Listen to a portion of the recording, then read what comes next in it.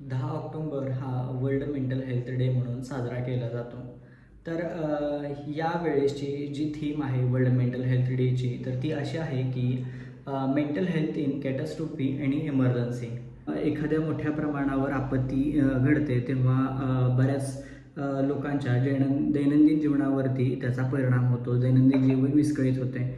तर याचा त्यांच्या फक्त शारीरिक आरोग्यावरतीच नाही तर त्यांच्या मानसिक आरोग्यावरही मोठ्या प्रमाणात प्रभाव पडताना दिसून येतो.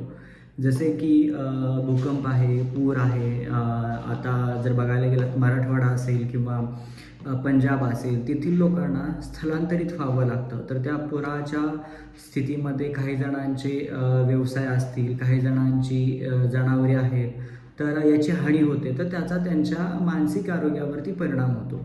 या सर्व गोष्टींमुळे लोकांमध्ये भीती असेल, चिंता असेल, नैराश्य आहे, पोस्ट ट्रॅमॅटिक स्ट्रेस डिसऑर्डर आहे, PTSD यासारखे मानसिक विकार होण्याचे चान्सेस दिसून येतात. यावर्षीच्या जागतिक मानसिक आरोग्य दिनाचा उद्देश असा आहे की फक्त शारीरिक मदत नाही तर भावनिक आधार, समुपदेशन गरजेचे आहे. समाजाने, सरकारने आणि आरोग्य व्यवस्थेने मानसिक आरोग्य सेवा यांना प्राधान्य देणे गरजेचं आहे. कारण आपत्तीनंतरची मानसिक जखमा ज्या आहेत त्या बऱ्याच वेळा दिसत नाहीत, पण आयुष्यभर त्याचा परिणाम आपल्याला दिसून येतो. अशा काही आपत्तीजन्य परिस्थितीमधून तुम्हीही जात असाल आणि ताणतणावाचा सामना करत असाल तर समुपदेशकाचा सल्ला घेणे हे गरजेचं आहे.